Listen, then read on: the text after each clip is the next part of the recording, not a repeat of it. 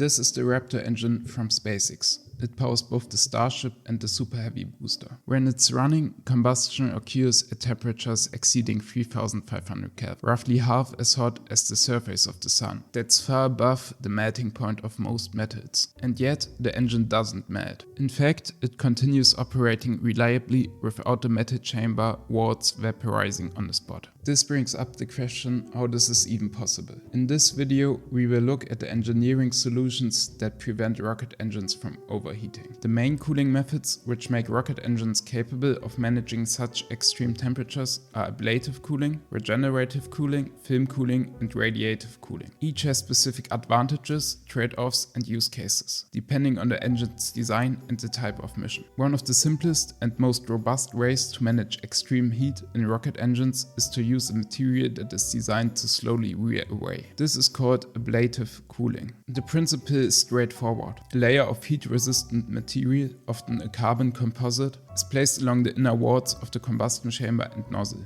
As the engine runs, this material gradually breaks down, absorbing heat and carrying it away with the exhaust flow. It's the same idea used on heat shields for spacecraft during re-entry. When temperatures become too high, the material doesn't resist the heat. It sacrifices itself, peeling away layer by layer to protect what's underneath. Part of what makes ablative cooling effective is the high evaporation enthalpy of the material being consumed. As it breaks down, it absorbs and carries away a significant amount of the heat with it. And because the surface reaches extremely high temperatures, it is also extremely bright and therefore radiates some of that heat away, adding another layer of thermal relief. The advantage is that ablative cooling is simple, effective, and self-regulating. It doesn't rely on pumps or active cooling systems, but it does have some limitations. Since the chamber walls are being consumed during operation, performance can degrade over time, and reusability becomes difficult. For engines designed for only a single burn or short duration thrusters, this trade-off is often acceptable. A well-known example is the Apollo lunar module's ascent engine. It was ablatively cooled and couldn't be test-fired as a complete unit. Its one and only ignition happened on the moon. In modern use, early versions of SpaceX Merlin engine employed ablative cooling as well, but for reusability reasons in SpaceX Falcon 9 it is hard to implement nowadays. The next cooling technique is called radiative cooling.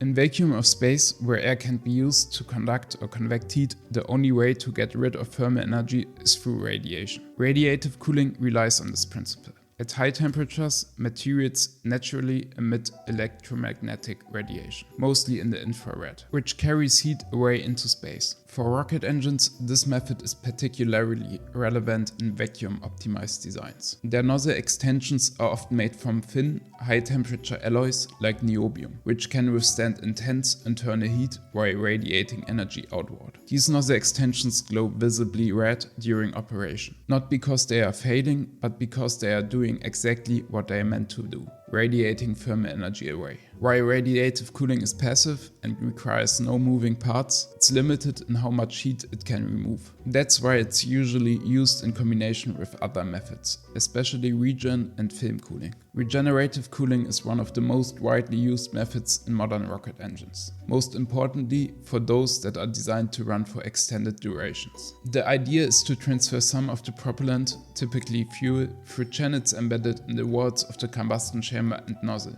Before it reaches the injector, it flows along the engine's inner surface, absorbing heat and keeping the metal from reaching its melting point. Furthermore, the approach of regenerative cooling not only keeps the engine cool, but can also preheat the fuel, increasing its efficiency. In some designs, like the expander cycle, the heat absorbed during this phase is even used to power the engine's turbopumps. If you want to know more about the expander cycle, you can have a look at a video about how rocket engine cycles work that I made. Despite appearing thin from the outside, the walls of regenerative cooled engines are often full of narrow passages carefully shaped to direct the flow.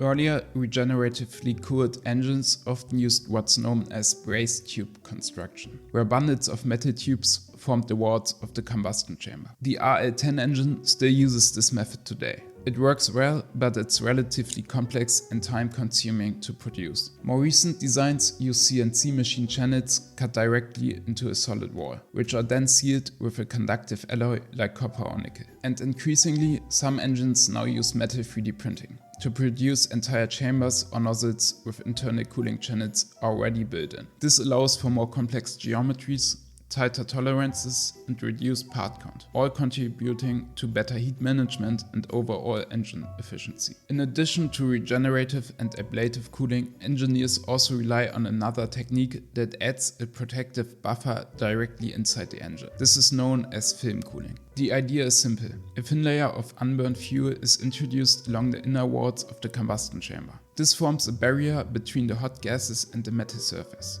reducing the amount of heat that actually reaches the wall. Often, this is done by placing additional fuel injectors near the outer edge of the injector plate face. The extra fuel doesn't fully mix with oxidizer, so it remains cooler and flows along the inner surface of the chamber as it moves downstream. In some engines, small holes are drilled into the chamber walls to let a controlled amount of fuel leak from the regenerative channels directly into the combustion stream. This provides localized film cooling, especially near the throat. To see how the cooling methods come together in practice, let's look at SpaceX vacuum-optimized Merlin engine. It's a clear example of how different techniques can be combined to manage heat across various parts of an engine. Like in many engines, it begins with regenerative cooling. Fuel is circulated through the walls of the combustion chamber and the lower part of the nozzle, absorbing heat before being injected. In the upper nozzle extension, regenerative cooling becomes less effective,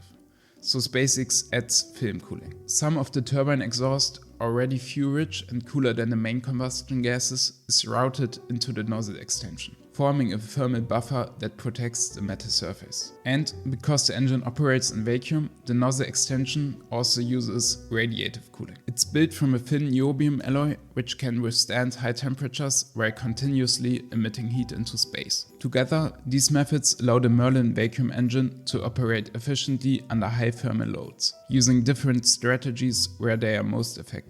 Cooling isn't a single feature of a rocket engine.